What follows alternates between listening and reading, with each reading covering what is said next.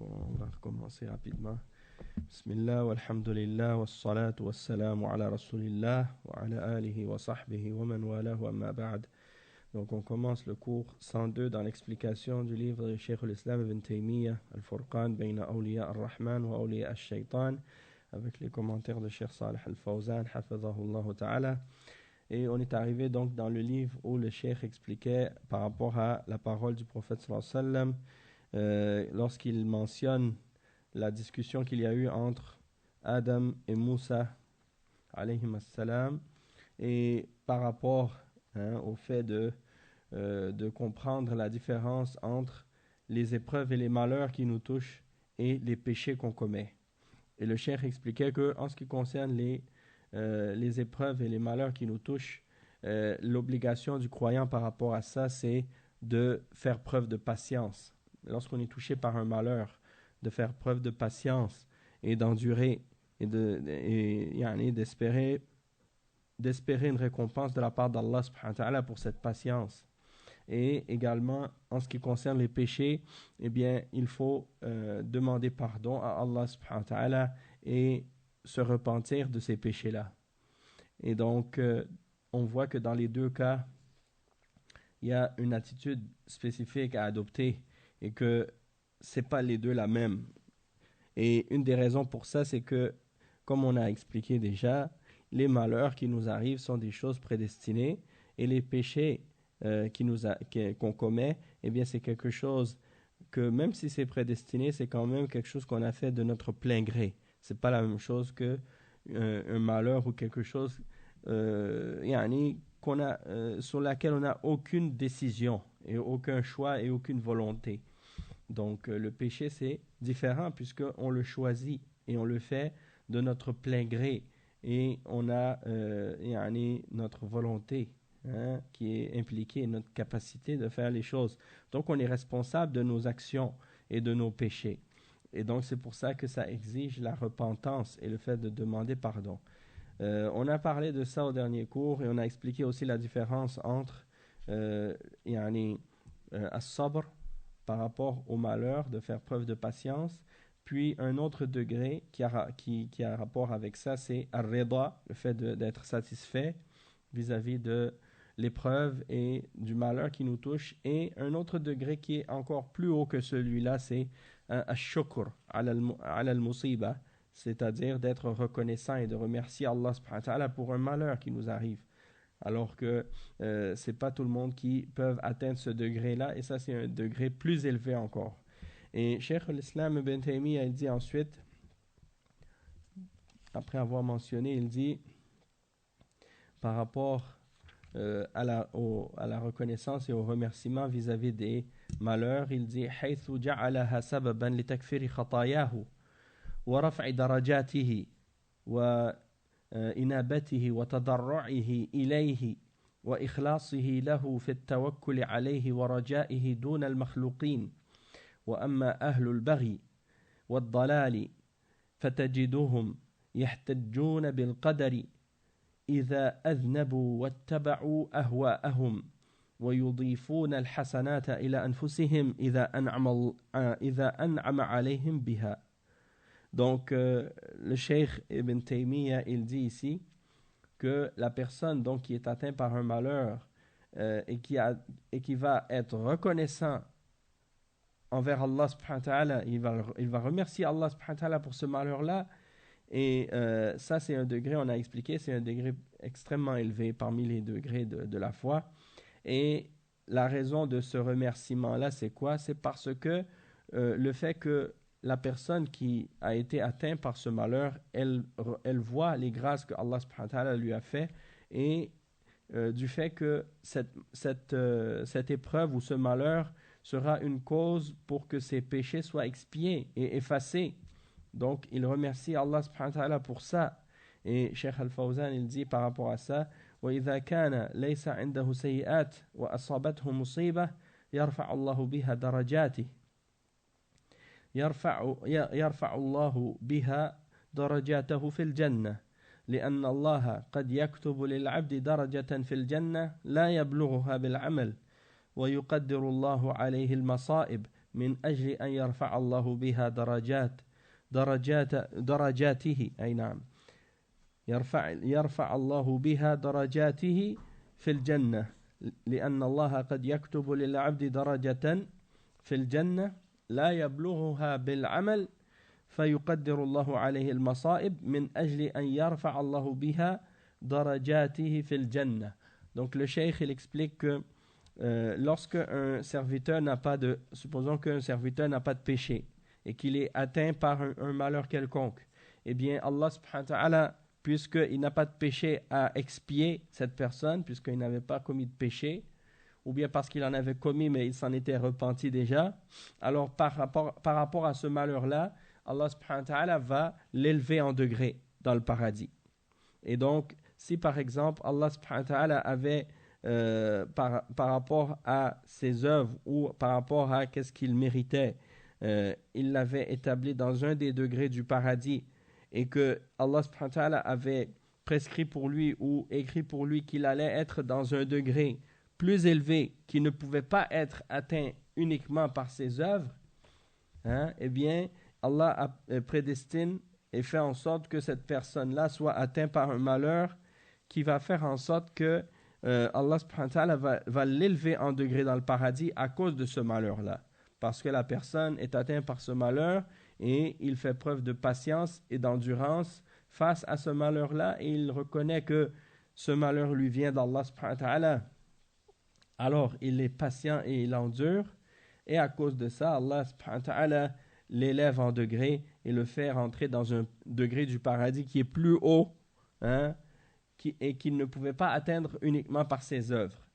Après, le cheikh, il explique et il dit, Cheikh Ibn Taymiyyah, il dit وَرَفْعِ دَرَجَاتِهِ. Donc c'est ça qu'on vient d'expliquer ici, le fait que la personne, on va expier ses péchés et on va l'élever en degré. Et de même qu'il va se repentir et revenir repentant à Allah subhanahu wa ta'ala et revenir à Allah subhanahu wa ta'ala et s'humilier s'humilier à Allah subhanahu wa ta'ala et se faire humble devant Allah subhanahu wa ta'ala à cause de ça justement parce qu'il réalise son état, sa situation et sa faiblesse dans ce malheur-là ou dans cette maladie ou dans ce qui l'atteint. Et donc par rapport à ça, il devient plus humble envers son Créateur. Et le cheikh, il explique, Cheikh Al-Fawzan, il mentionne par rapport à ça, il dit يَتَذَكَّرُ ذُنُوبَهُ فَيَتُوبُ إِلَى اللَّهِ. Donc il se souvient de son péché, alors il va se repentir à Allah subhanahu wa ta'ala. Et toute personne, par exemple, qui est dans cette situation-là, où il est touché par un malheur, ou touché par une difficulté, ou touché par une épreuve, ou touché par une maladie, ou touché par un accident, la personne, dans cette situation-là, elle change sa façon de penser, elle change sa façon de voir la vie. Et elle réalise à quel point sa vie, elle est sensible, elle est fragile.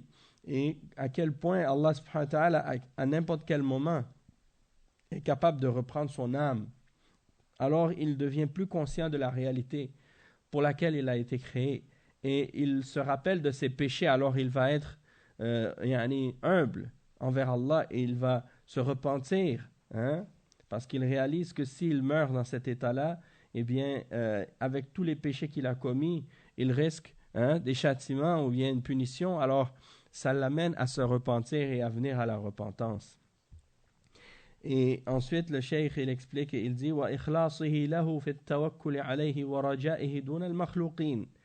Et c'est-à-dire, il va également se purifier son adoration et purifier également sa confiance en Allah subhanahu wa ta'ala et le fait de s'en remettre à son Créateur et ne pas mettre son espoir en autre que Allah subhanahu wa ta'ala. Et Cheikh Al-Fawzan il dit par rapport à ça, masalih azima fil masa'ib lil mu'minin. Donc parmi les bienfaits, il y a ces bienfaits-là et ça c'est des grands bienfaits qui peuvent atteindre un croyant lorsqu'il est touché par un malheur quelconque.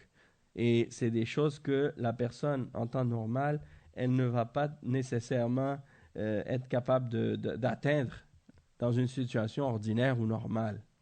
Donc l'état du croyant, lorsqu'il est touché par un malheur, c'est quelque chose de très fort par rapport à qu'est-ce qui lui arrive en temps normal dans la conscientisation qu'il a de la réalité de son existence et du but de son existence et comment il doit s'en remettre à Allah et mettre sa confiance en lui et purifier son tawhid et se repentir et être plus reconnaissant des grâces que Allah lui a faites. Tout ça, c'est des choses qui arrivent aux croyants dans des moments de malheur. Donc, ça fait en sorte que le croyant, il va être reconnaissant encore plus envers son Créateur dans ces situations-là s'il est vraiment connaissant, s'il a vraiment une connaissance de son Créateur et s'il est vraiment fort dans sa foi, il atteint ce degré de shukr dans des situations pareilles. Tandis que les kuffars, eux, c'est le contraire. Et c'est ça que Cheikh Ibn Taymiyyah il explique ici. Il dit وَأَمَّا أَهْلُ الْبَغْيِ وَالضَّلَالِ فَتَجِدُهُمْ يَحْتَجُّونَ بِالْقَدَرِ إِذَا أَذْنَبُوا وَاتَّبَعُوا أَهْوَاءَهُمْ وَيُضِيفُونَ الْحَسَنَةِ إِلَى أَنفُسِهِمْ إِذَا أَنْعَمَ عَلَيْهِمْ بِهَا. Donc il dit, tandis que les gens de la transgression et de l'égarement, tu vois que lorsqu'ils commettent des péchés, et quand ils suivent leur passion, ils utilisent comme prétexte et comme justification la prédestination. Ils disent, mais ça c'est Allah qui l'a prédestiné pour moi. Mais ils ne se repentent pas. Ils ne se repentent pas de ce péché-là. Puis ensuite, quand ils font un bien quelconque ou quand ils ont une bonne action qu'ils font, eh bien, ils se l'attribuent à eux-mêmes et ils considèrent que ce que Allah subhanahu wa ta'ala leur a donné comme grâce, eh bien, ils ne sont pas reconnaissants envers Allah pour ces grâces-là. Plutôt, ils se les attribuent à eux-mêmes en disant, c'est par moi-même que j'ai obtenu ces grâces-là. Donc, ils renient les grâces d'Allah subhanahu wa ta'ala. Et Cheikh Al-Fawzan, il explique ces deux derniers points-là en disant, Ahlul kufri wa shirki ala al-aksi min al-mu'minin idha asabathum musibah جزعوا وتسخطوا لأنهم لا يؤمنون أنها بقضاء الله وقدره وإذا أصابتهم نعمة فسقوا وتكبروا وأشروا وبطروا وهذه طريقة أهل الكفر والشرك. C'est-à-dire que les gens de la mécréance et les gens du shirk, eh bien c'est le contraire des croyants dans ces situations-là. Lorsqu'ils sont touchés par un malheur, eh bien, ils vont se plaindre et ils vont se mettre en colère contre le qadar et contre Allah subhanahu wa ta'ala. Et ils ne croient pas que ces choses-là sont prédestinées. Ou bien, même s'ils croient que ce sont des choses prédestinées, eh bien, ils vont être en colère contre Allah dans ces choses-là et ils ne vont pas se rendre humbles ou remercier Allah ou être satisfaits du qadar.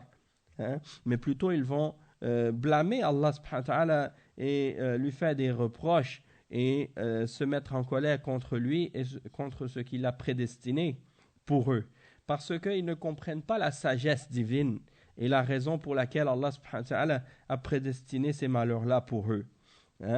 Et donc c'est comme par exemple, tu vois des kuffars, lorsque par exemple Allah a prédestiné la mort des êtres chers pour eux, que ce soit leur épouse ou leurs enfants ou leurs parents ou quelqu'un qu'ils aiment, ils commencent à se plaindre à Allah ou bien insulter Allah ou dire à Allah, mais pourquoi Allah tu les as pris, pourquoi Allah tu as pris leur âme, pourquoi tu les as fait mourir, parce qu'ils ne comprennent pas et ils ne croient pas en la sagesse divine.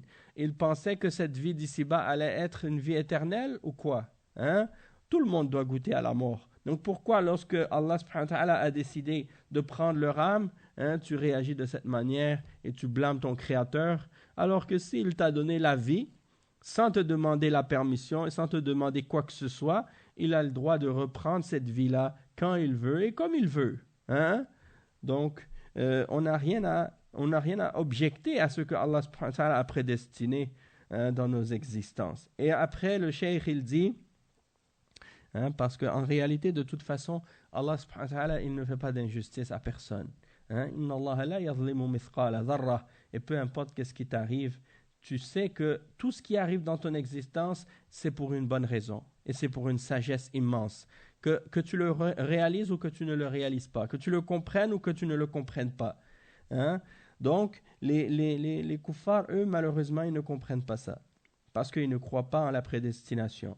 Et tu vois que, comme aujourd'hui, j'étais en train d'écouter justement à la radio, il y avait un commentaire de la part d'une personne qui était victime quand il y a eu une attaque quelconque et que lui, il a été parmi les gens qui ont été victimes dans cette attaque-là. Salam alaikum wa rahmatullah. Et il a dit, cette personne, il a dit, mais je me disais, mais pourquoi moi j'ai survécu et les autres n'ont pas survécu? Pourquoi moi pourquoi je mérite de vivre alors que les autres sont morts? Eh bien, tout ça c'est par le qadar d'Allah et c'est par la prédestination d'Allah subhanahu wa ta'ala. Donc, le croyant, il ne va pas dire par exemple se sentir coupable du fait qu'il a survécu ou bien être malheureux ou bien insulter Allah ou critiquer Allah parce qu'il a fait en sorte que les autres périssent. Parce que tout ça, c'est par le qadar d'Allah. Hein? Tout ça a été prédestiné par Allah subhanahu wa ta'ala. Et il n'y a rien que tu aurais pu faire qui aurait changé quoi que ce soit de ce que Allah a prédestiné. Donc le croyant, il ne va pas commencer à dire « Oh, mais si j'aurais fait ça, cela ne se serait pas produit de telle façon. » Ou si j'avais agi de telle manière, eh bien, telle chose ne serait pas arrivée. Hein? Si j'avais tourné à gauche au lieu d'avoir tourné à droite, hein? Ou si j'étais pas entré un peu plus tard au lieu de rentrer plus tôt, telle chose ne serait pas arrivée. Tout ça, c'est des paroles inutiles et c'est des portes ouvertes pour le shaitan.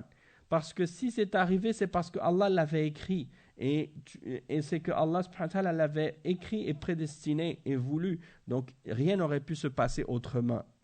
Et ça, le croyant, il en est conscient et il l'accepte. Et c'est pour cette raison-là qu'il est en paix dans son âme et dans son cœur, peu importe les circonstances. Tandis que le kafir, eh bien, il se torture l'âme avec ces situations-là. Et ils ne savent pas comment gérer ces situations-là parce qu'ils n'ont pas de foi. Hein? Et le cheikh, il explique ensuite, il dit, donc quand ils sont touchés par un malheur, c'est de cette façon qu'ils réagissent. Et lorsqu'ils sont touchés par une grâce ou un bien quelconque, eh bien, ils utilisent cette grâce-là pour désobéir encore plus à Allah subhanahu wa ta'ala et ils s'enflent d'orgueil et ils agissent de manière mauvaise avec cette grâce-là. Hein, ils l'utilisent pour le mal et ils sont orgueilleux et arrogants face à cette grâce par rapport aux autres. Et ça, c'est l'attitude des gens du kufr et les gens du shirk. Hein? Yani, subhanallah, comment tu peux penser que parce que Allah subhanahu wa ta'ala t'a fait une grâce, que tu es meilleur que les autres? Et t'enfler d'orgueil et mépriser ceux qui n'ont pas reçu cette grâce-là. Hein? Et c'est ce que tu regardes, par exemple, lorsque tu vois les kuffars, comment ils agissent. Si Allah subhanahu wa ta'ala leur a donné de la richesse, ou si Allah subhanahu wa ta'ala leur a donné une belle apparence, ou si Allah subhanahu wa ta'ala leur a donné une force physique, ou si Allah subhanahu wa ta'ala leur a donné une intelligence, ou des choses de ce genre, eh bien, eux, au lieu d'être humbles et modestes, et de remercier Allah subhanahu wa ta'ala pour ce qu'ils ont reçu de ces grâces-là, eh bien non, au lieu de faire ça, ils vont se les attribuer à eux-mêmes en disant c'est par notre effort et par notre travail qu'on a eu ces choses-là, et ils vont dire par la suite on le mérite parce qu'on est bon, on est meilleur que les autres, donc les autres sont inférieurs à nous. Et par la suite aussi, qu'est-ce qu'ils disent en plus de ça parfois? C'est qu'ils vont utiliser ces choses-là pour mépriser les autres et s'enorgueillir par rapport à eux et s'élever au-dessus d'eux et mépriser les autres et les rabaisser et être injuste envers eux. Donc tout ça, c'est des attitudes qui sont en opposition avec la foi. Et tandis que le mu'min, lui, plus qu'il a des grâces de la part d'Allah, plus il est reconnaissant, plus il est modeste, plus il est humble, parce qu'il réalise que tout ça, c'est uniquement parce que Allah lui a donné qu'il les possède et qu'il les a. Si Allah ne lui avait pas donné cette grâce, il n'aurait pas eu cette grâce. Donc il est reconnaissant et modeste.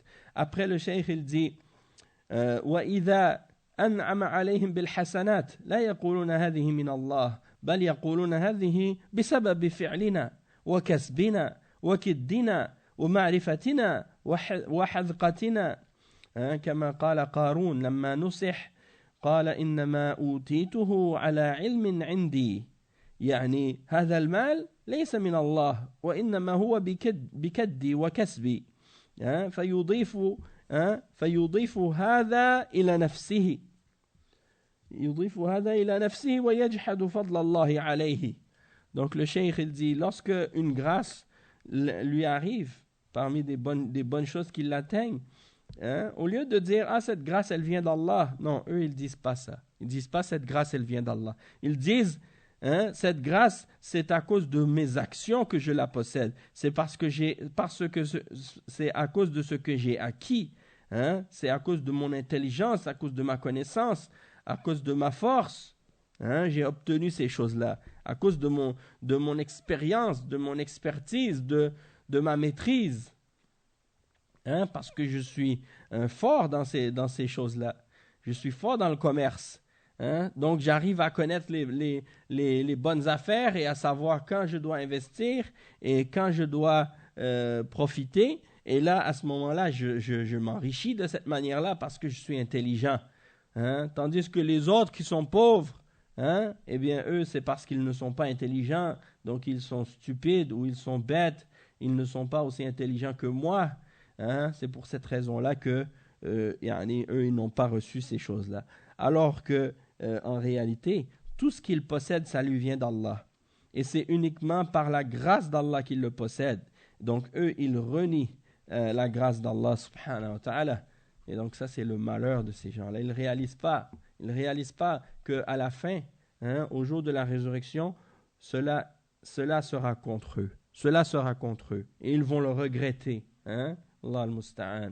Après, le cheikh, il dit وَكَمَا قَالَ بَعْضُ الْعُلَمَاءِ أَنْتَ عند الطاعة قدري وعند المعصية جبري أي مذهب وافق هواك تمذبت به. تمذبت به. Donc il dit le cheikh, comme certains ulama ont dit à propos de justement certains d'entre ces gens-là qui suivent leur passion, lorsque il s'agit de l'obéissance, tu es qadari, et lorsque tu commets un péché, tu es jabri, et donc ça veut dire que peu importe quelle voie ou quelle position est en accord avec ta passion, eh bien tu prends cette position-là, tu prends cette voie-là. En voulant dire que tu changes de position selon ta passion.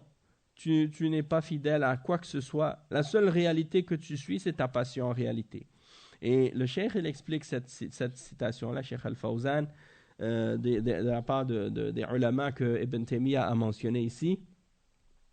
Il dit تقول إن كان الله مقدرا لي أن أصلي وأني أتصدق فأنا فعلت هذا وإن كان لم يقدر الله لي فلن يحصل مني شيء وهذا كثيرا ما يقوله بعض الجهال.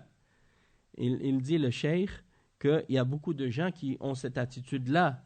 Il y a des gens qui disent, par exemple, si Allah subhanahu wa ta'ala a prédestiné que je vais prier ou que je fasse la sadaqa, eh bien je vais le faire. Mais si Allah n'a pas prédestiné que je vais le faire, alors dans ce cas-là, je ne vais pas le faire. Et ça, tu l'entends de beaucoup d'entre les ignorants. Par exemple, moi, j'ai déjà entendu des gens à qui j'ai parlé parfois. Je me rappelle des exemples de ça. Lorsque j'ai parlé avec, par exemple, supposons quelqu'un qui ne fait pas la salat. Et je lui dis, par exemple, mon frère, il faut faire la salat. Ça, c'est obligatoire. Il ne faut pas laisser la salat. Et il me dit, quand Allah va vouloir, je vais faire la prière. Comment ça tu dis, quand Allah va vouloir? Allah subhanahu wa ta'ala, il a révélé le Coran au prophète Mohammed sallallahu alayhi wa sallam. Et dans le Coran, il y a l'ordre de faire les 5 prières. Donc ça fait partie de sa volonté. Parce qu'il l'a révélé, il l'a ordonné dans le Coran. Ça fait partie de sa volonté. Ça veut dire qu'il veut que tu fasses la salat. Parce qu'il l'a ordonné dans le Coran. Et il a révélé également la sunna à son messager. Et dans la sunna, il y a aussi l'ordre de faire les prières 5 fois par jour. Donc Allah, il veut que tu fasses la prière. puisqu'il l'a ordonné. Il l'a révélé dans le Coran et il l'a enseigné à son messager et son messager l'a ordonné aussi. Donc ça, c'est la preuve qu'il veut que tu fasses la salat. Donc comment tu demandes ou bien comment tu utilises le qadar comme justification? Comme si en voulant dire, si tu vois que en ce moment, si tu me vois que je ne fais pas la salat, ça veut dire que Allah il voulait pas que je la fasse. Alors qu'on sait très bien que Allah il veut que tu fasses la salat puisqu'il l'a ordonné dans le Coran. Hein? Est-ce que Allah subhanahu wa ta'ala dans le Coran il dit faites la salat sauf toi, hein? Aujourd'hui tu fais pas la salat parce que je veux pas que tu la fasses aujourd'hui. Est-ce que Allah il a dit dans le Coran qu'il voulait pas que tu la fasses aujourd'hui la salat? Il n'a pas dit ça. Hein? Il n'a jamais dit ça. Mais ces gens-là, en réalité, ils mélangent entre la volonté d'Allah dans qu'est-ce qu'il a ordonné dans sa charia, dans sa révélation, et qu'est-ce qu'il ordonne dans le qadar et dans la prédestination. Et nous, qu'est-ce qu'on est ordonné de suivre? C'est de suivre qu'est-ce qu'il a légiféré et ordonné dans la charia. Tandis que qu'est-ce qu'il a prédestiné dans le qadar? Eh bien ça c'est Allah subhanahu wa ta'ala qui décide. Par exemple, c'est possible que quelqu'un, par exemple, il dise, moi je veux faire la salat aujourd'hui. Ok?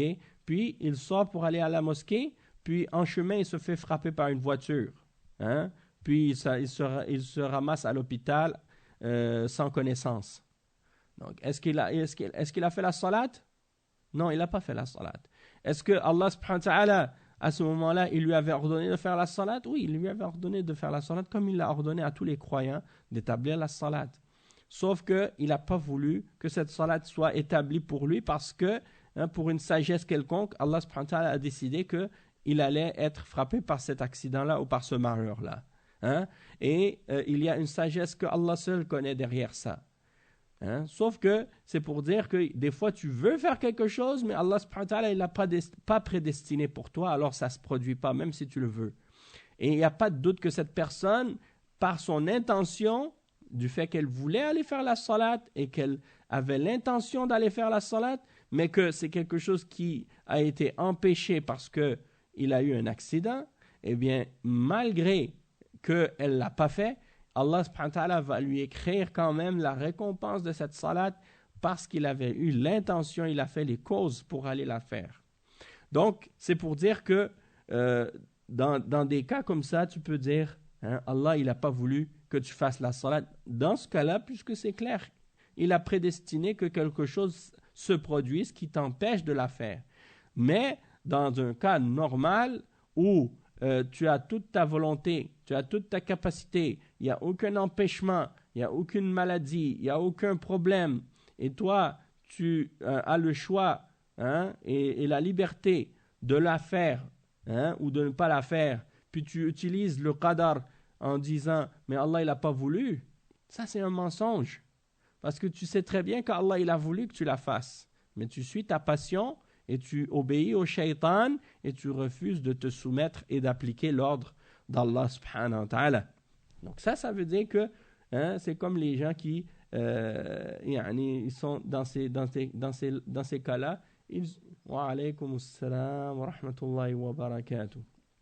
Dans ces cas-là, ils utilisent les arguments des Jabriya comme les gens de Bid'ah.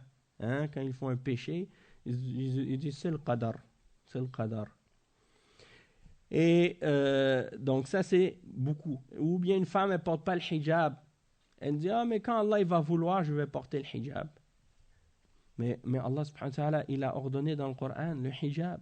Dans plusieurs versets, il a révélé l'ordre aux femmes de se couvrir. Et le prophète sallallahu alayhi wa sallam, dans plusieurs hadiths aussi la même chose. Donc l'obligation, elle est là. Et l'ordre, elle a été révélé. Donc, tu ne peux pas prétendre ou dire que c'est quelque chose, Allah il n'a pas voulu. Comment ça, Allah il n'a pas voulu? Allah il a voulu puisqu'il l'a révélé, il l'a ordonné. Donc ça, c'est des prétextes que les gens ils utilisent pour essayer de faire croire que il y a quelque chose qui est hors de leur contrôle dans ces choses-là. C'est pas vrai. Il n'y a rien d'hors de ton contrôle. Il n'y a rien qui est hors de ton contrôle. Tu prends le vêtement, tu le mets sur ta tête. Tu le mets sur ton corps. Tu t'habilles avec, c'est tout. Il n'y a rien de plus compliqué que ça. Tu veux faire la salat, tu fais ton wudu et tu fais ta prière. Il n'y a rien de plus compliqué que ça. Mais si tu es paresseux, si tu te laisses aller, tu attends, tu dis, ah, j'ai le temps. Tu vois l'heure, tu dis, ah, il me reste encore 2 heures pour faire la salade. J'ai le temps. Alors là, il y a une demi-heure qui passe, 1 heure qui passe, hein? Et là, tu dis, ben, il me reste encore 1 heure, hein? Je vais aller la faire après. Finalement, le temps il passe, et après, il te reste 20 minutes. Non, il me reste juste 20 minutes. Là, tu cours après pour aller faire ta prière, faire ton wudu. Eh bien, ça, c'est comme ça. Le shaitan, il fait avec les gens. Hein? Il leur fait attendre. Hein? Il les fait passer le temps jusqu'à ce que la prière sorte complètement de son temps.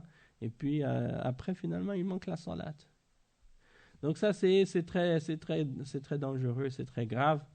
Et il ne faut pas écouter au shaitan dans ces affaires-là. Après, le cheikh, il explique par rapport à ça aussi. Il dit وَعِنْدَ الْمَعْصِيَةِ مَا تَلُومُ نَفْسَكَ وَتَتُوبُ بَلْ تَقُولُ لَا أَنَا مُجْبَرٌ عَلَيْهَا لَيْسَ لِي حِيلَةٌ فِيهَا ويعطي نفسه العذر لأنه مجبور بزعمه عند الطاعة قدري على مذهب المعتزلة وعند المعصية جبري على مذهب الجبرية. Hein? Donc le cheikh il dit, y a des gens comme ça, quand ils font un péché, ils ne se blâment pas eux-mêmes, ils ne vont pas même se repentir. Il dit, ça c'était quelque chose qui m'a été forcé, j'ai pas eu le choix. Hein?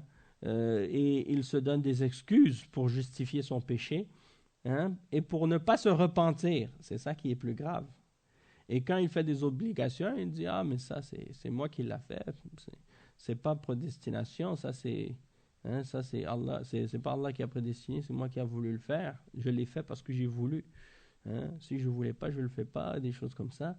Donc, quand il fait des obligations et des obéissances, il est mu'tazili, il est qadari. Et quand il fait des péchés, il est jabri. Hein? Il utilise le qadar comme excuse.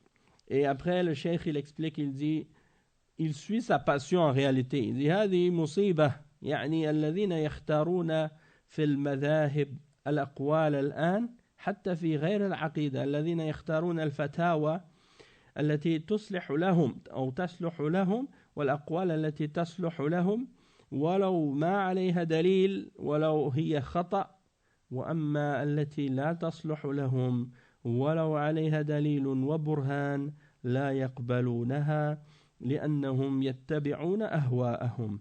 Donc le cheikh il dit que ça c'est un malheur de la part de ces gens-là, parce qu'en réalité, ils ne suivent pas une voie qui est claire, ils ne suivent pas une preuve de la religion, non. C'est quand ils voient que leur passion va dans une direction, ils trouvent une position qui supporte leur passion et ils prennent cette position-là, sans savoir la preuve et sans savoir si c'est vrai ou faux. Ils ne tiennent pas compte de la vérité. La seule chose qui compte pour eux, c'est leur passion, et c'est ça pour eux le critère et la référence. Hein? Et ça, c'est dangereux et c'est très grave. Et le cheikh, il dit, ça, c'est un malheur à notre époque aujourd'hui. Beaucoup de gens, quand ils ont des questions, pas seulement dans l'aqida, même dans le fiqh, ou même dans des questions d'adoration ou autres, ils vont prendre diverses fatwas, et puis ils vont prendre parmi les différentes fatwas celle qui est en accord avec leur passion, et ils ne vont même pas regarder à savoir est-ce que cette fatwa est supportée par le dalil ou non. C'est pas important pour eux le dalil, la preuve c'est pas important pour eux, même s'ils savent que cette position elle est incorrecte, même s'ils savent que cette position là elle est erronée, c'est pas grave. L'important, il y a eu cette position, je la prends. Hein? Ouais, c'est ça, exactement.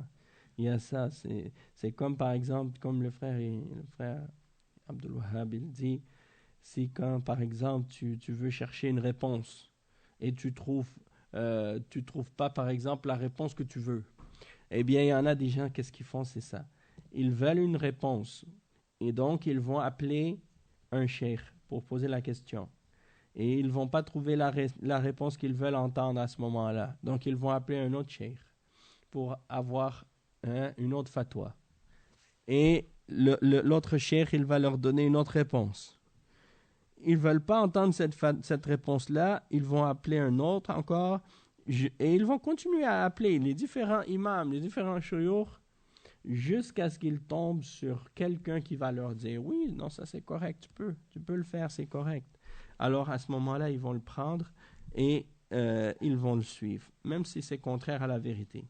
Et même si celui qui lui avait donné la réponse en premier se basait sur la preuve. Ils ne suivent pas la preuve, ils suivent leur passion. Et ça, c'est très grave. Mais, comme on dit, va expliquer ça à ces gens-là aujourd'hui. La plupart d'entre eux, comme Allah dit dans le Coran, Inhum illa kal an'am, bal hum adallu sabila. Ils sont comme des bêtes, comme des animaux.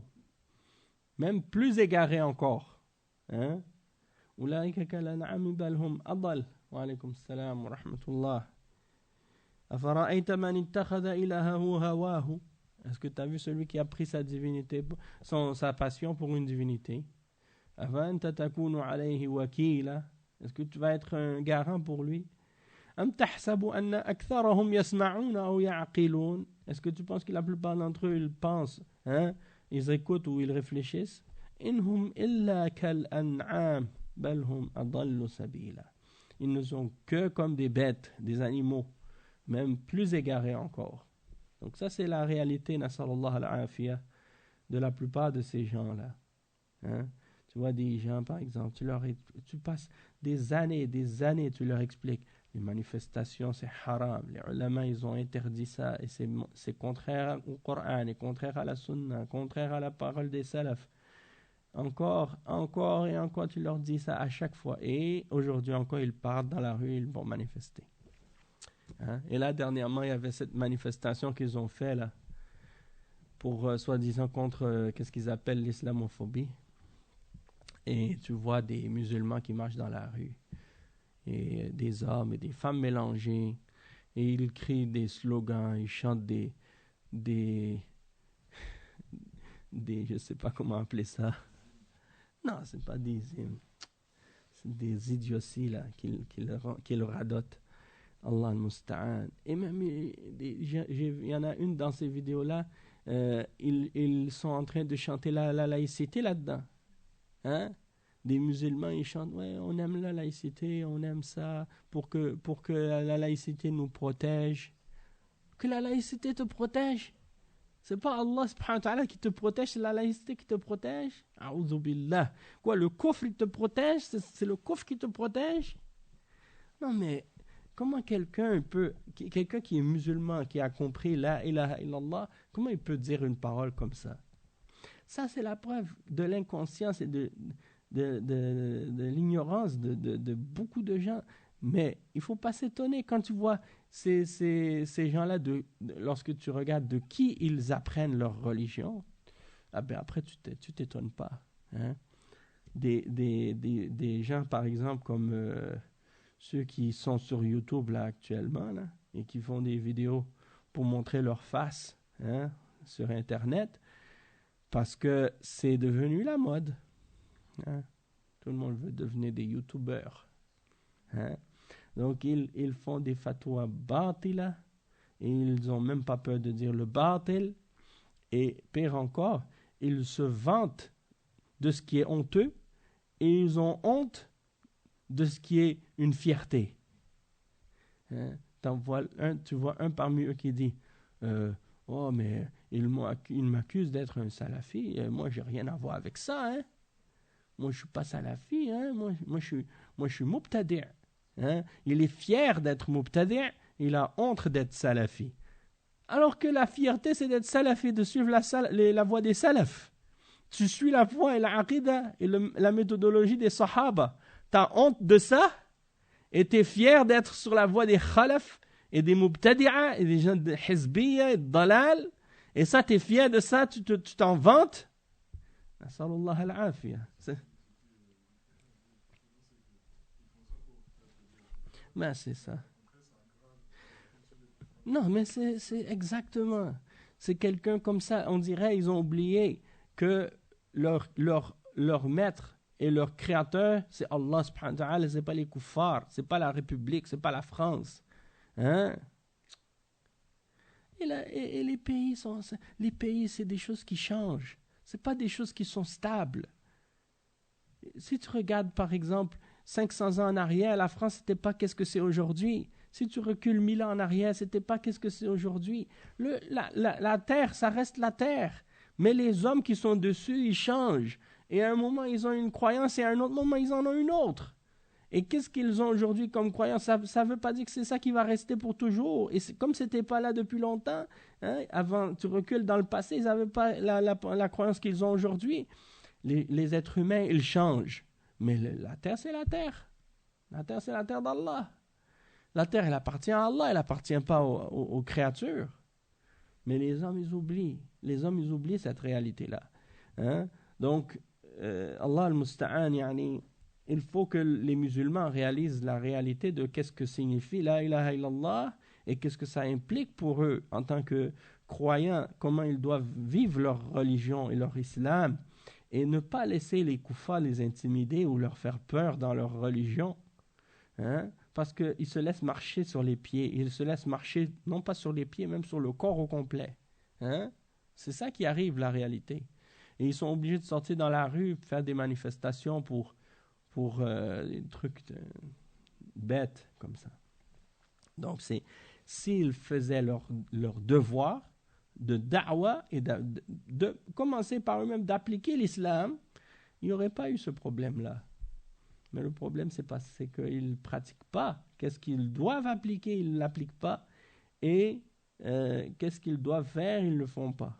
Puis après, ils se plaignent.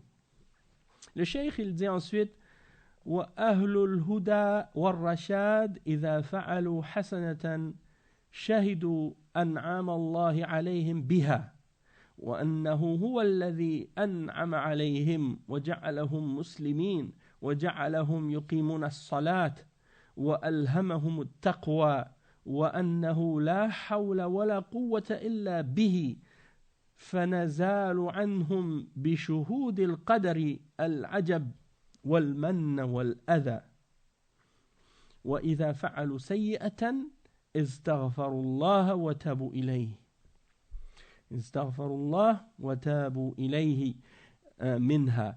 Donc le cheikh il dit les gens de la guidance et de la droiture, lorsqu'ils font une bonne action, ils sont témoins de la grâce d'Allah sur eux par cette bonne action-là. Et ils sont témoins également que c'est Allah subhanahu wa ta'ala qui leur a fait la grâce de leur permettre cette bonne action. Et c'est Allah subhanahu wa ta'ala qui a fait d'eux des musulmans et qui a fait qu'ils puissent établir la salat et qui leur a inspiré at-taqwa, hein, le fait de se préserver et de se protéger d'Allah et de son châtiment. C'est Allah qui leur a inspiré ça. Et que rien ne peut arriver, il n'y a pas de mouvement ni de changement excepté par la force d'Allah subhanahu wa ta'ala. Excepté par la force d'Allah subhanahu wa ta'ala. Donc, il reste toujours, par rapport à ça, témoin de ce que Allah a prédestiné et ce qui fait que ils sont débarrassés de l'éblouissement de leurs propres œuvres. Hein? Ils ne vont pas être éblouis par leurs propres actions en disant « Oh, comme je suis pieux, comme je suis bon, comme je suis beau, hein? Comme je suis parfait, comme je suis bien, comme je dis des bonnes choses, comme je fais des bonnes œuvres, je suis pieux. Hein? A'udhu billah. Al-man, ils vont être également débarrassés de al-man, c'est-à-dire de toujours renoter les bonnes œuvres qu'ils font, hein? Et de les mentionner aux autres quand ils font du bien, hein? Comme ils donnent à quelqu'un $10, je t'ai donné $10, hein? Je t'ai fait des bonnes œuvres, je t'ai beaucoup aidé dans ta vie. Hein? Alors, pourquoi tu renotes toujours le bien que tu fais? Est-ce que tu ne l'as pas fait pour Allah? Si tu l'as fait pour Allah, alors pourquoi tu as besoin de toujours embêter la personne, de lui faire sentir redevable à toi par rapport à ce que tu as fait? Tu me dois une faveur, tu me dois ça, je t'ai aidé, je t'ai donné. Hein? Donc toi aussi, tu dois m'aider, tu dois me donner. Ça veut dire, tu l'as fait pour recevoir en retour, pas pour Allah. Et al-adha, c'est ça, de faire du tort à quelqu'un juste pour l'embêter par rapport à qu'est-ce que tu fais. Quand tu es témoin que tout ce que tu as fait de bien, c'est uniquement par la grâce d'Allah, alors tu ne vas pas avoir cet orgueil-là ou cette sensation-là. Hein? Tu dis, si je me suis levé aujourd'hui et j'ai fait Salat al-Fajr à la mosquée, malgré qu'il y avait la tempête de neige et qu'il y avait beaucoup de froid et du vent, hein, c'est uniquement parce que Allah subhanahu wa ta'ala, il a voulu m'honorer et me faire la grâce de cette ibada.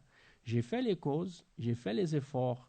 Allah subhanahu wa ta'ala, il va me récompenser pour ça. Mais c'est par sa grâce que j'ai pu le faire. Et donc je dois être reconnaissant envers lui de m'avoir permis d'être parmi ceux qui étaient dans les rangs, hein, de la prière, dans cette adoration-là.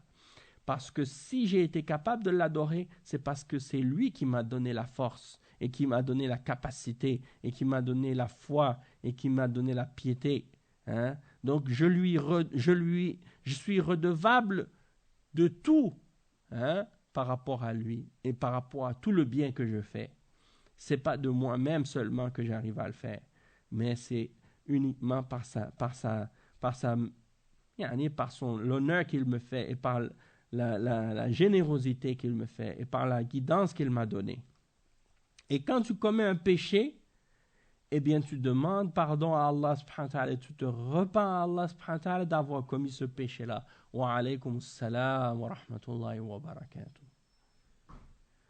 Donc quand tu vas comprendre ça, tu ne vas pas être fier dans le sens que tu ne vas pas dénigrer les autres ou mépriser les autres.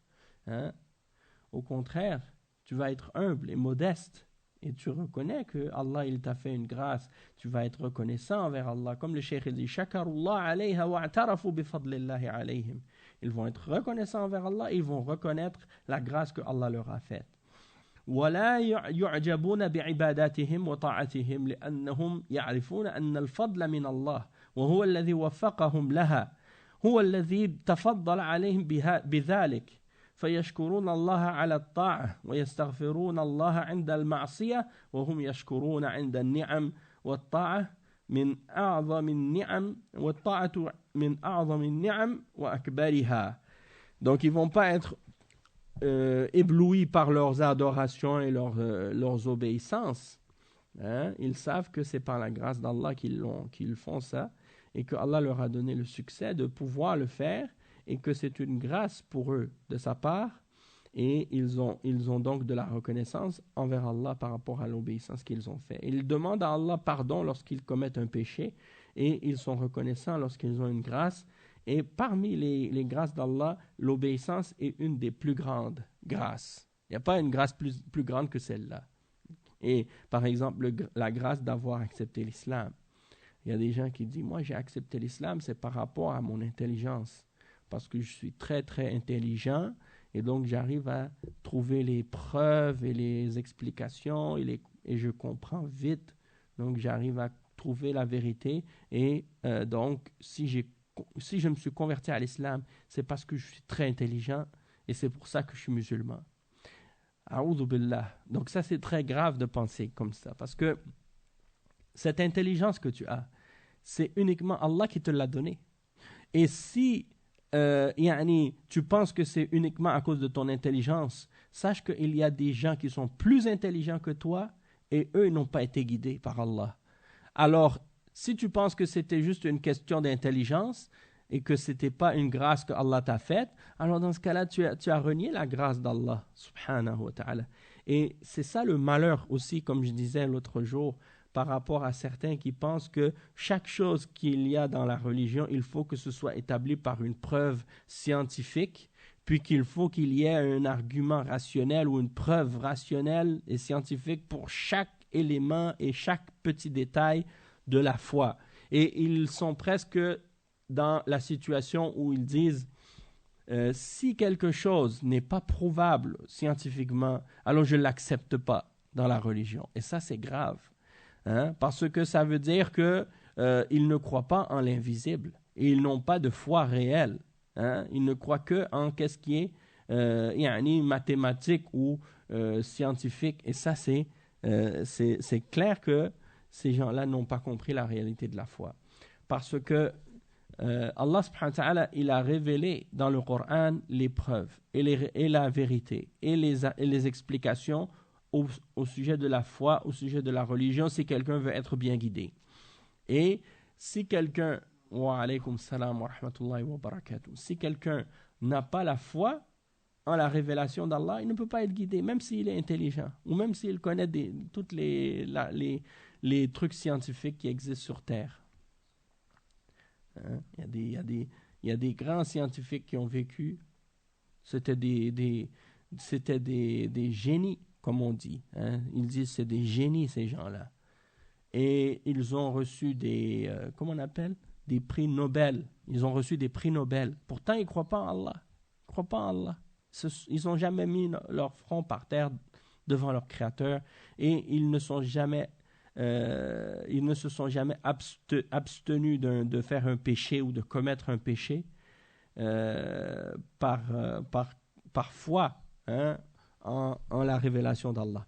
Donc, à quoi leur sert leur intelligence, ces gens-là, s'ils ne peuvent même pas utiliser cette intelligence-là pour se soumettre à leur Créateur?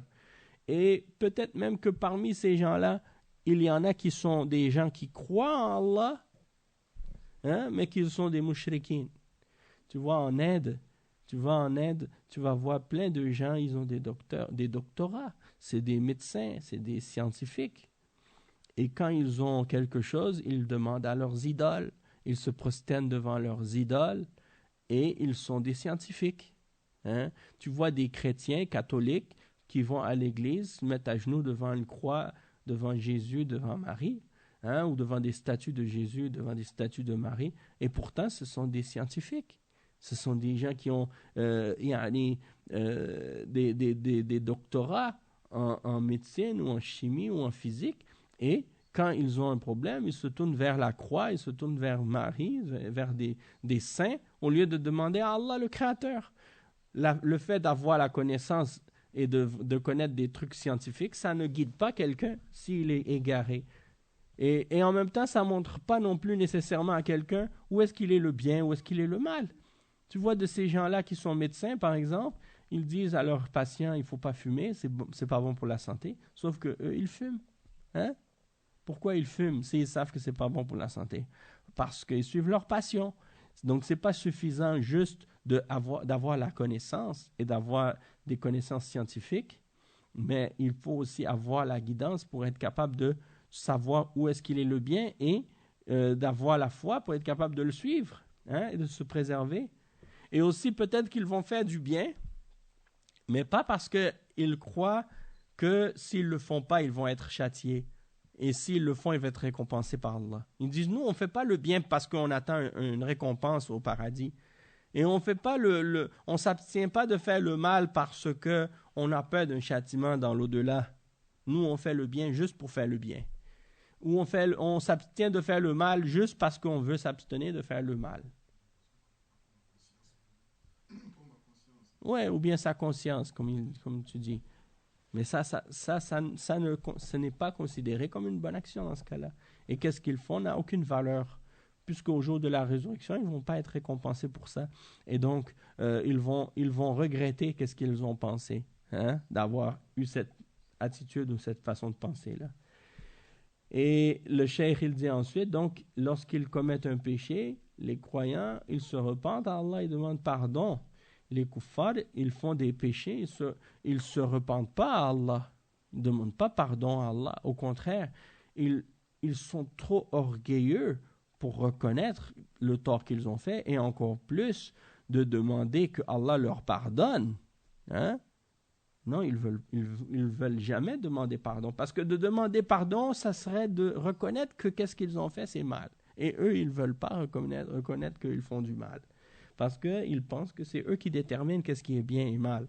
Donc, s'ils font qu'est-ce qu'ils veulent, c'est selon leur passion. Et donc, même si les gens considèrent que c'est mal, pour eux, c'est pas mal parce qu'ils font qu'est-ce qui est bien pour eux. Hein? Il y a des gens, c'est ça, leur morale, c'est ça. Si ça m'amène du bien, c'est bien, même si ça fait du mal aux autres. Ça ne leur dérange pas. Hein?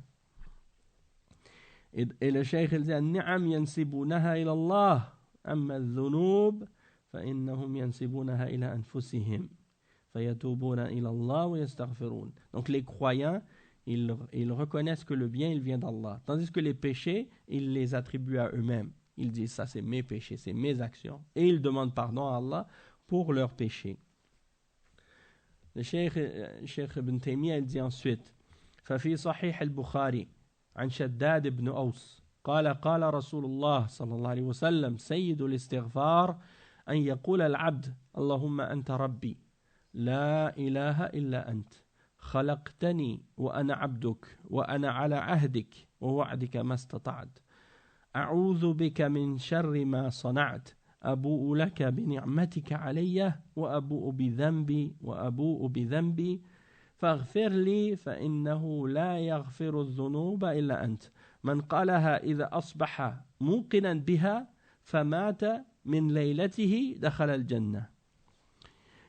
Donc le cheikh Ibn Taymiyyah il mentionne ensuite un hadith qui est rapporté par selon Shaddad ibn Aws par l'imam al-Bukhari, et il dit que le messager d'Allah sallallahu alayhi wa sallam a dit le maître de l'istighfar, c'est-à-dire la meilleure forme de demande de pardon que le serviteur peut dire, c'est de dire ô Allah, tu es mon Seigneur, rien ne mérite d'être adoré excepté toi, tu m'as créé et je suis ton serviteur, ton esclave, et je suis sur l'entente que j'ai avec toi et sur ta promesse autant que j'en suis capable, selon ma capacité.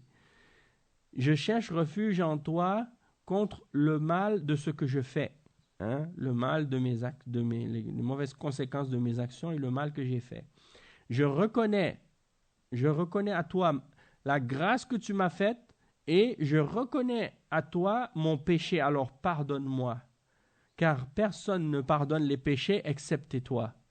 Et le prophète sallallahu alayhi wa sallam a dit ensuite, quiconque dit cette parole lorsqu'il se lève en ayant conviction de cette parole et qu'il meurt dans cette nuit-là ou pendant cette période-là, eh bien il va rentrer au paradis. Et le prophète sallallahu alayhi wa sallam il a enseigné de dire ça le matin et le soir. Donc si tu le dis le soir que tu meurs pendant cette nuit-là, tu seras pardonné. Et si tu le dis le matin et puis tu meurs pendant cette journée-là, tu seras pardonné aussi. Et donc, Cheikh Al-Fawzan, il dit هذا الحديث عظيم هذا الحديث حديث عظيم وهو سيد الاستغفار وفيه الإقرار لله بالربوبية وأنه الخالق وأنه المنعم أبوء لك بنعمتك علي وأبوء بذنبي فاغفر لي فإنه لا يغفر الذنوب إلا أنت وعليكم السلام ورحمة الله وبركاته. فنسب النعمة إلى الله ونسب الذنب إلى نفسه واستغفر الله سبحانه وتعالى. Donc on voit dans ce grand hadith qui est le maître des demandes de pardon, dedans il y a la déclaration que Allah est le Seigneur, le seul Créateur et celui qui donne la grâce. Et tu reconnais dans ce dua que la grâce, elle vient d'Allah, et tu reconnais que le péché, ça vient de toi-même, et tu demandes pardon pour ce péché-là, parce que personne ne pardonne les péchés excepté Allah subhanahu wa ta'ala. Donc tu reconnais que la grâce vient d'Allah et le péché il vient de toi-même et tu demandes pardon à Allah. Ça confirme qu'est-ce que Cheikh al-Islam Ibn Taymiyyah était en train d'expliquer plus tôt. Ensuite il mentionne le hadith qui est un long hadith, le hadith de Abi Dharr radiyallahu anhu. Les ulama ils ont dit quand certains des rapporteurs lorsqu'ils rapportaient ce hadith là ils se prosternaient à cause de tellement le hadith il est fort, il est grand. Il dit وفي الحديث الصحيح عن أبي ذر رضي الله عنه عن النبي صلى الله عليه وسلم فيما يرويه عن ربه تبارك وتعالى أنه قال يا عبادي إني حرمت الظلم على نفسي وجعلته بينكم محرما فلا تظالموا يا عبادي إنكم تخطئون بالليل والنهار وأنا أغفر الذنوب جميعا ولا أبالي فاستغفروني أغفر لكم يا عبادي كلكم جائع إلا من أطعمته فاستطعموني أطعمكم يا عبادي كلكم عار إلا من كسوته فاستكسوني أكسكم يا عبادي كلكم ضال إلا من هديته فاستهدوني أهدكم يا عبادي إنكم لن تبلغوا ضري فتضروني ولن تبلغوا نفعي فتنفعوني يا عبادي لو أن أولكم وآخركم وإنسكم وجنكم كانوا على أدق قلب رجل واحد منكم ما زاد ذلك في ملكي شيئا يا عبادي لو أن أولكم وآخركم وإنسكم وجنكم كانوا على أفجر قلب رجل واحد منكم ما نقص ذلك من ملكي شيئا يا عبادي لو أن أولكم وآخركم وإنسكم وجنكم اجتمعوا في صعيد واحد فسألوني فأعطيت كل إنسان مسألته ما نقص ذلك مما عندي إلا ما ينقص البحر إذا غمص فيه المخيط غمسة واحدة يا عبادي إنما هي أعمالكم أحصيها لكم ثم أوفيكم إياها فمن وجد خيرا فليحمد الله ومن وجد غير ذلك فلا يلومن إلا نفسه. Donc ici le cheikh il cite le hadith au complet. Puis après donc le hadith, bon je vais lire l'explication ou bien je vais juste traduire le hadith, après ça on va lire l'explication. C'est un hadith rapporté par, selon Abi Dhar par l'imam Muslim. Et dans ce hadith, le prophète sallallahu alayhi wa sallam, il rapporte les paroles de son Seigneur Tabaraka wa Ta'ala lorsque Allah subhanahu wa ta'ala dit ô mon Seigneur, Allah subhanahu wa ta'ala dit ô mon serviteur ou ô mon esclave, je me suis interdit à moi-même l'injustice et je l'interdis entre vous. Je l'ai rendue interdite entre vous, alors ne faites pas d'injustice les uns aux autres. Ô mon esclave ou ô mes esclaves, vous faites des péchés jour et nuit et moi je pardonne tous les péchés. Alors demandez-moi pardon et je vais vous pardonner. Ô mes serviteurs, vous êtes tous affamés excepté celui que j'ai nourri. Alors demandez-moi de vous nourrir et je vous nourrirai. Ô mes esclaves, vous êtes tous nus excepté celui que j'ai vêtu. Alors demandez-moi de vous vêtir et je vais vous vêtir. Ô mes serviteurs, vous êtes tous égarés excepté celui que j'ai guidé. Alors demandez-moi la guidance et je vais vous guider. Ô mes serviteurs, vous ne pourrez jamais atteindre quoi que ce soit pour me faire du tort. Et vous ne pourrez jamais atteindre de faire quoi que ce soit pour me faire un bien ou me profiter en quoi que ce soit.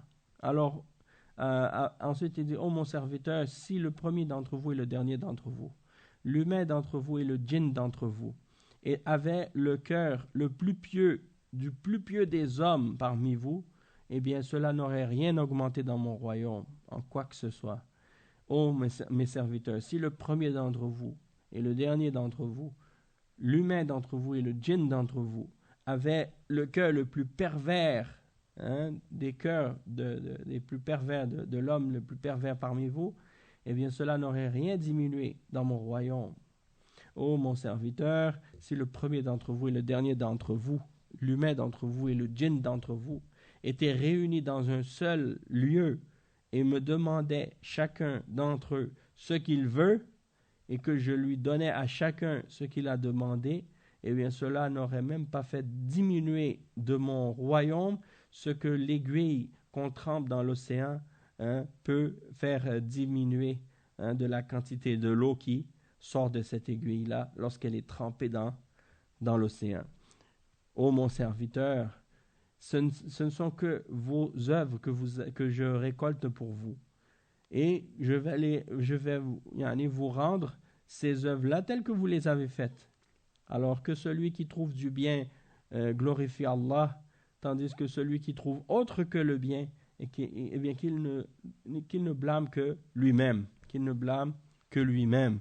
Et le cheikh il dit ensuite, هذا الحديث حديث أبي ذر رضي الله عنه عن النبي صلى الله عليه وسلم فيما يروي النبي صلى الله عليه وسلم عن ربه وهذا مما يسمى بالحديث القدسي فرقا بينه وبين الحديث النبوي فالحديث القدسي ما كان من كلام الله سبحانه وتعالى، والحديث النبوي ما كان من كلام الرسول صلى الله عليه وسلم. والأحاديث القدسية كثيرة، ومنها ما هو صحيح ومنها ما هو دون ذلك. وقد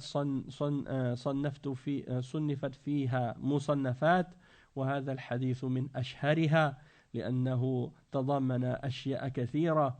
أول ما تضمن تنزيه الله عز وجل عن الظلم، والظلم وضع الشيء في غير موضعه، والله عز وجل منزه عن أن يضع العذاب في غير موضعه وأن يضع النعيم في غير موضعه، بل إنه سبحانه وتعالى حكيم يعذب من يشاء ويرحم من يشاء وإليه تقلبون، ولكنه لا يعذب أحدا على غير سبب ولا ينعم أحدا على غير سبب، بل يجازيه الله بعمله. Donc le cheikh dit ce hadith, le hadith d'Abi Dharr est un hadith rapporté par le prophète sallallahu alayhi wa sallam de son Seigneur, et c'est ce qu'on appelle le hadith al-Qudsi. Et c'est une différence entre le hadith nabawi et le hadith Qudsi, c'est que le hadith al-Qudsi c'est la parole d'Allah, tandis que le hadith nabawi c'est le hadith qui est la parole du prophète sallallahu alayhi wa sallam. Et les hadiths Qudsi sont nombreux, et parmi les hadiths Qudsi, il y en a qui sont authentiques et il y en a qui ne sont pas authentiques. Donc il ne faut pas penser que si un hadith est Qudsi, ça veut dire qu'il est nécessairement ou automatiquement authentique, parce qu'il y a des hadiths Qudsi qui sont faibles.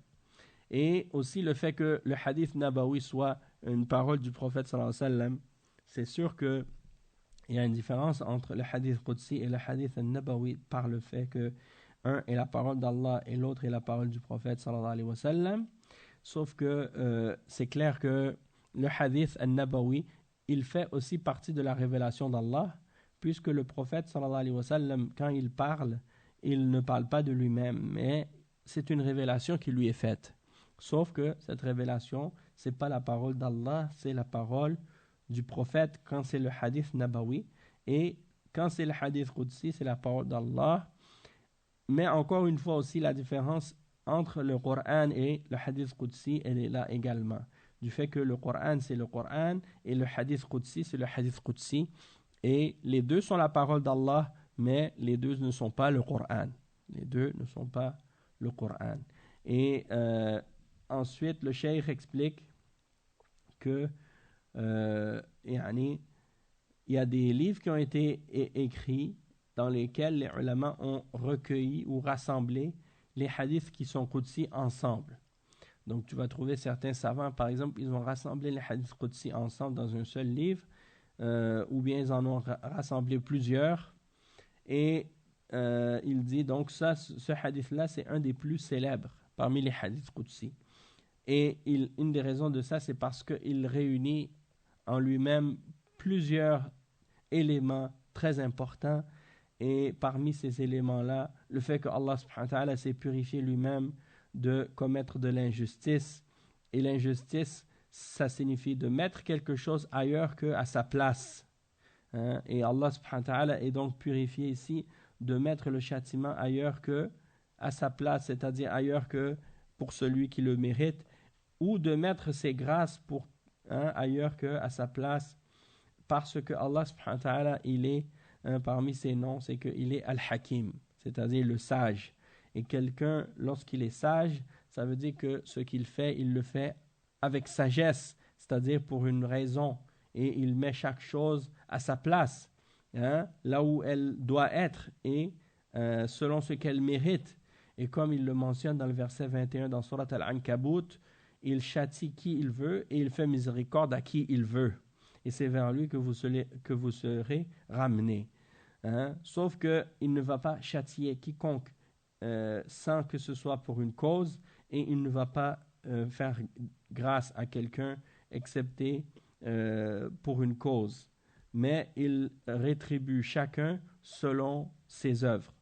Et il dit ensuite فهذا بتوفيق الله سبحانه وتعالى لا بحوله ولا بقوته وإنما الله هو الذي وفقه وهداه وفي هذا رد على المعتزلة الذين ينكرون خلق الله لأفعال العباد فإنما الهداية بفضل الله سبحانه وتعالى يهدي من يشاء ويضل من يشاء ولكن الهداية لها أسباب من قبل العبد يفعلها العبد والضلال له أسباب من قبل العبد كما قال عز وجل فأما من أعطى واتقى وصدق بالحسنى فسنيسره لليسرى أعطى واتقى وصدق بالحسنى فهذه أفعال العبد وهي سبب لتيسير الله له للحسنى للجنة وأما من بخل واستغنى وكذب بالحسنى فسنيسره للعسرى فالعبد هو الذي يسبب لنفسه الشقاء أو السعادة والله منزه عن أن يظلمه ويعني يشقيه بغير سبب أو يسعده بغير سبب وهذا محل الشاهد من هذا الحديث أن الجزاء إنما يكون على الأعمال كل يجزى بعمله لا يجزى ولا يؤاخذ بعمل غيره وهذا هو العدل من الله سبحانه وتعالى فإنه لو عذب أحدا بغير ذنب أو عذب أحدا بسبب عمل غيره أو نعم أحدا بسبب عمل غيره كان ذلك ظلما ينزه الله سبحانه وتعالى ينزه الله عز وجل عنه. Donc le cheikh il termine donc l'explication de ce hadith là en disant que donc tout ce qu'on fait c'est par la grâce d'Allah et par le succès d'Allah, c'est-à-dire les bonnes œuvres qu'on fait c'est par la grâce d'Allah et par sa force hein, et par sa force et par son mouvement parce que c'est lui qui fait bouger, c'est lui qui fait changer les choses et donc si quelqu'un fait du bien et si quelqu'un obtient du bien, eh bien c'est par le tawfiq d'Allah et par la guidance d'Allah qu'il l'a fait. Donc il reconnaît que le bien qu'il fait c'est par la grâce d'Allah. Contrairement aux Mu'tazila qui eux pensent que l'être humain c'est lui qui décide et c'est lui qui fait tout ce qu'il fait, hein, sans que ce soit prédestiné par Allah subhanahu wa ta'ala. Donc les Mu'tazila eux ils renient hein, que Allah subhanahu wa ta'ala a créé les œuvres des serviteurs. Ils disent non, chacun crée ses propres œuvres. Donc chaque personne est le créateur de ses propres œuvres. Et c'est pas Allah subhanahu wa ta'ala qui les crée. Donc si quelqu'un il est guidé, c'est uniquement par lui-même et non pas par la grâce d'Allah. Hein? Et Allah subhanahu wa ta'ala, donc le cheikh il dit non, la guidance c'est uniquement par la grâce d'Allah. Il guide qui il veut et il égare qui il veut. Sauf que la volonté d'Allah subhanahu wa ta'ala de guider quelqu'un ou la volonté d'Allah d'égarer quelqu'un, elle est rattachée à sa sagesse. Elle est rattachée à sa sagesse. La volonté d'Allah est ralliée à sa sagesse. Les attributs et les noms d'Allah, hein, ils sont tous, disons, ils agissent tous sur les... Allah subhanahu wa ta'ala agit selon ses noms et ses attributs. Hein, parce que c'est des noms et des attributs que Allah subhanahu wa ta'ala manifeste dans ses actions. Hein? Donc quand il guide ou il égare, eh bien, ça va être relié à sa sagesse. C'est parce qu'il est le sage. Donc il agit selon sa sagesse. Il ne va pas agir d'une manière qui est contraire à la sagesse. Hein, est contraire à la justice, est contraire à sa science, non. Et donc c'est pour ça que il guide qui il veut, il égare qui il veut. Sauf que la guidance, elle est reliée à des causes. Et ces causes-là, c'est des causes que le serviteur va mettre en pratique ou va appliquer. Des choses que le serviteur va faire lui-même.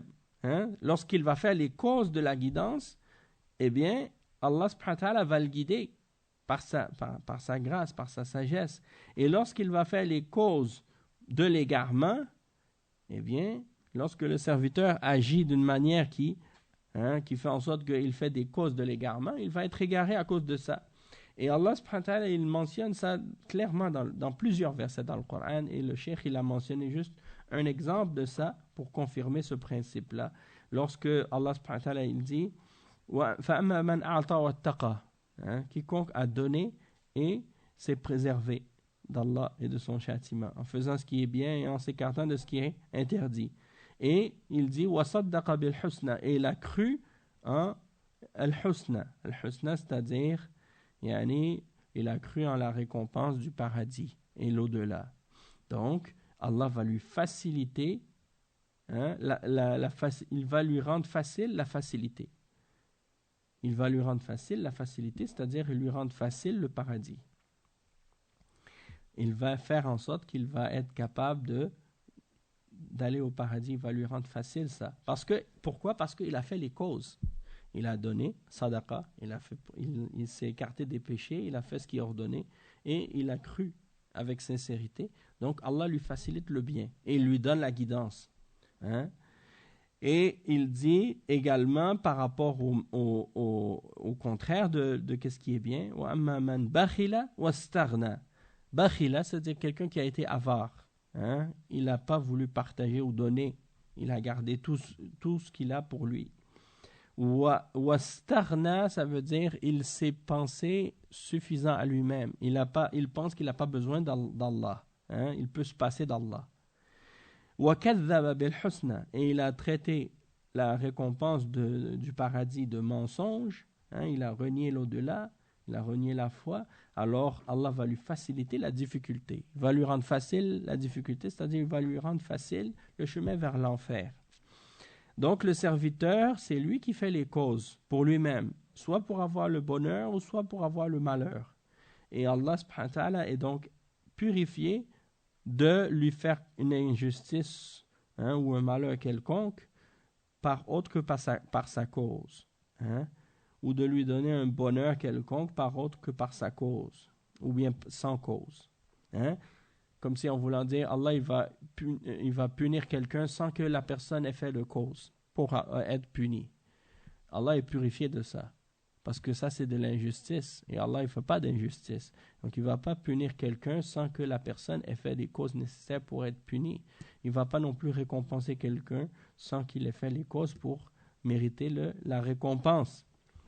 Et la guidance. Et donc, c'est ça qu'on veut établir ici dans ce hadith, c'est que la rétribution, elle est toujours pour les œuvres. Et chacun sera rétribué selon ses actions. Et il n'y a personne qui va être pris ou puni pour les actions de quelqu'un d'autre, parce que Allah subhanahu wa ta'ala, il est juste, il ne peut pas punir quelqu'un pour les péchés de quelqu'un d'autre. Et il dit, même si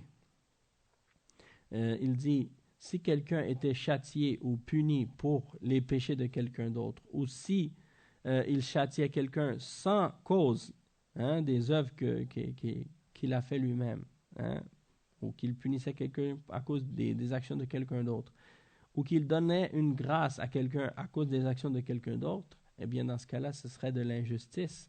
Mais Allah subhanahu wa ta'ala est purifié de toute injustice et de faire de l'injustice. Donc, Allah subhanahu wa ta'ala, il est au-dessus de ce genre de choses. Il est au-dessus de l'injustice. Il ne fait pas d'injustice à personne. فأمر سبحانه وتعالى بحمد الله على ما يجده العبد من خير وأنه إذا وجد شرا فلا يلومن إلا نفسه. D'accord. On va s'arrêter ici. On continuera cette partie la prochaine fois, Inch'Allah. سبحانك اللهم وبحمدك أشهد أن لا إله إلا أنت أستغفرك وأتوب إليك وصلى الله وسلم على نبينا محمد وعلى آله وصحبه أجمعين والسلام عليكم ورحمة الله وبركاته.